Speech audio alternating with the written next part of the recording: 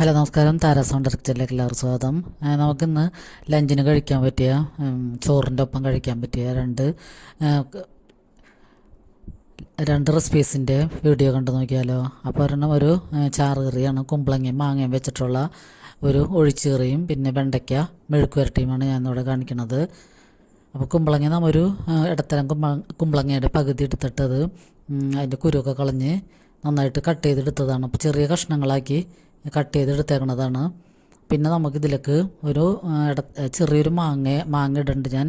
പുളിക്ക് ആവശ്യമുള്ള മാങ്ങ, ആ മാങ്ങ ഞാൻ അരിഞ്ഞിട്ട് അതിലേക്ക് കുറച്ച് വിനാഗിരിയും കൂടി ചേർത്ത് വെച്ചിട്ടുണ്ട്. പിന്നെ ഇതിലേക്ക് ഞാനൊരു ചെറിയ സവാള, ഒരു കഷ്ണം ഇഞ്ചിയും പിന്നെ 2-3 പച്ചമുളകും കൂടി ചേർക്കുന്നുണ്ട്. അപ്പോൾ ഇതൊക്കെ കൂടി നമ്മൾ കുക്കറിലൊക്കെ ഇട്ടിട്ട് അതിനാവശ്യമുള്ള ഉപ്പും ഒരു അല്പം മഞ്ഞൾപ്പൊടിയും കൂടി ഇട്ടിട്ട് നമുക്ക് കുക്കറിലൊരു 2 വിസിൽ കേൾപ്പിച്ചെടുക്കാം. പിന്നെ അതിലൊക്കെ ഒരു കൂട്ട് വേണം. അപ്പോൾ അതിനുവേണ്ടി ഒരു ഇടത്തരം തേങ്ങയുടെ ഒരു മുറി എടുത്തിട്ട് അത് ചിരണ്ടി അതിലേക്ക് ഒരു 5-6 കഷ്ണം ചെറിയുള്ളിയും 2-3 വെളുത്തുള്ളിയും കൂടി ചേർത്ത് കുറച്ച് ജീരകവും കൂടി ചേർത്തിട്ട് നമുക്ക് മിക്സിയിൽ നന്നായിട്ട് അടിച്ചു വയ്ക്കാം. പിന്നെ നമുക്ക് അതിലേക്ക് ഒന്ന് താളിച്ചിടാൻ വേണ്ടി പാനടപ്പത്ത് ചൂടാകുമ്പോൾ വെളിച്ചെണ്ണ ഒഴിച്ചിട്ട് അതിലേക്ക് കുറച്ച് ഒരു 5-6 ചെറിയുള്ളിയും 2-3 വെളുത്തുള്ളിയും കൂടി ഞാൻ അരിഞ്ഞ് ചേർക്കുന്നുണ്ട്. ഇതിൽ ഞാൻ കടുക് ചേർത്തിട്ടില്ല. പിന്നെ കുറച്ച് ഉലുവ ആദ്യം പൊട്ടിച്ചിട്ടാണ് ഈ വെളുത്തുള്ളിയും ചെറിയുള്ളിയും കറിവേപ്പിലയും കൂടിയും മൂപ്പിച്ചതിന് ശേഷം നമുക്ക് ഈ അരപ്പ് ഇതിലേക്ക് ഒഴിച്ചു കൊടുക്കാം. പിന്നെ ഞാൻ ഇതിലേക്ക് വേറെ പൊടികളൊന്നും ചേർക്കാനുള്ള, മഞ്ഞൾപ്പൊടി മാത്രം ഇതിൽ കുക്കറിൽ വേവിച്ചപ്പോൾ ചേർത്തിട്ടുള്ളൂ. പിന്നെ അധികം പൊടികളൊന്നും ചേർക്കണില്ല. എന്നിട്ട് നമ്മൾ ഈ അരപ്പൊഴിച്ചതിന് ശേഷം അതൊന്ന് തിളച്ച് വരുമ്പോൾ തന്നെ നമ്മൾ ഈ കുമ്പളങ്ങയുടെ കൂട്ടിട്ടിട്ട് അത് നന്നായിട്ട് മിക്സ് ചെയ്യുക. അപ്പോൾ കുമ്പളങ്ങയിൽ നന്നായിട്ട് മഞ്ഞൾ പിടിച്ചിട്ടുണ്ട്. അപ്പോൾ അത്രയും മഞ്ഞളൊക്കെ മതിയാകും. മുളക് പൊടിയൊന്നും ഇതിൽ ചേർക്കേണ്ട ആവശ്യമില്ല. അപ്പം മാങ്ങ ചേർത്തേക്കണാരം തന്നെ ഇതിന് ചെറിയൊരു പുളിയുമുണ്ട്. അപ്പോൾ നമുക്ക് ഈ കറി വെച്ച് കഴിഞ്ഞാൽ 2-3 ദിവസം നമുക്ക് കൂട്ടാം.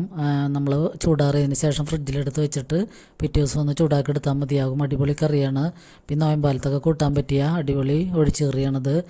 കുമ്പളങ്ങയും മാങ്ങയും അല്ലെങ്കിൽ കുമ്പളങ്ങ തൈര് ഒഴിച്ച് വെച്ചാലും അടിപൊളിയായിരിക്കും. അപ്പോൾ നമ്മുടെ ലഞ്ചിന് പറ്റിയ ചാറ് കറി ഇവിടെ റെഡിയാണ്. പിന്നെ നമ്മൾ വെണ്ടയ്ക്ക മെഴുക്ക് വരട്ടിയാണ് വെക്കണത്.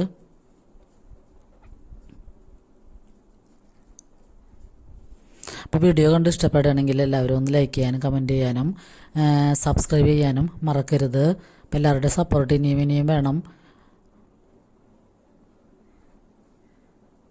പിന്നെ നമുക്ക് വെണ്ടയ്ക്ക നന്നായിട്ട് കഴുകിയെടുത്തിട്ട് ഒരു കോട്ടൺ തുണിയിലിട്ടിട്ട്, വൃത്തിയുള്ളൊരു കോട്ടൺ തുണിയിലിട്ടിട്ട് നമ്മളതിൻ്റെ വെള്ളമൊക്കെ ഒന്ന് നന്നായിട്ട് ഒപ്പിയെടുക്കണം.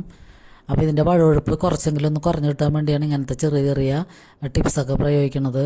അപ്പോൾ തുണിയിലിട്ട് നന്നായിട്ട് തുടച്ചതിന് ശേഷം നമ്മൾ കട്ട് ചെയ്തെടുക്കുക. പിന്നെ നമ്മൾ സാധാരണ ചെയ്യണ പോലെ ഒരു സവാളയും 2 പച്ചമുളകും കറിവേപ്പിലയും കൂടി മൂപ്പിച്ചതിന് ശേഷം നമ്മൾ കട്ട് ചെയ്ത് വെച്ചേക്കുന്ന ഈ വെണ്ടയ്ക്ക് ഇട്ട് കൊടുക്കാം. ആ വെണ്ടയ്ക്കയിൽ ആവശ്യത്തിന് ഉപ്പും കൂടി ചേർക്കാം. എന്നിട്ട് നമ്മൾ തുറന്ന് വെച്ച് തന്നെ വേവിക്കണത്, മൂടരുത്. മൂടിക്കഴിഞ്ഞാൽ പിന്നെയും അതിൻ്റെ വഴുവഴുപ്പ് കൂടും. അപ്പോൾ തുറന്ന് വെച്ച് തന്നെ നമ്മൾ മൂടാതെ തുറന്ന് വെച്ച് തന്നെ ഇത് കുക്ക് ചെയ്തെടുക്കുക. അപ്പം നമ്മൾ ആദ്യം തന്നെ ഈ സവാളയൊക്കെ ഒന്ന് വാടി വരുമ്പോൾ തന്നെ ഈ വെണ്ടയ്ക്ക് ഇട്ടിട്ടൊന്ന് മിക്സ് ചെയ്ത് കൊടുക്കാം. എന്നിട്ട് വെണ്ടയ്ക്ക് ഒരുവിധം വേവാകുമ്പോഴാണ് ഒരു അല്പം മഞ്ഞൾപ്പൊടിയും അല്പം കുരുമുളക് പൊടിയും കൂടി ഞാൻ ഇടണത്. അപ്പോൾ നമ്മുടെ അടിപൊളി വെണ്ടയ്ക്ക മെഴുക്ക് വരട്ടിയും ഇവിടെ റെഡിയാണ്. അപ്പോൾ ഈ 2 റെസിപ്പീസും നിങ്ങൾക്ക് എല്ലാവർക്കും ഇഷ്ടമായെന്ന് കരുതുന്നു. അപ്പോൾ എല്ലാവരും ഇങ്ങനത്തെയൊക്കെ കറികളൊക്കെ ഒന്ന് ട്രൈ ചെയ്തിട്ട് ഫീഡ്ബാക്ക് അറിയിക്കണം. അപ്പോൾ അടുത്തൊരു വീഡിയോയുമായി വരുന്നതുവരെ എല്ലാവർക്കും ഒരുപാട് നന്ദി.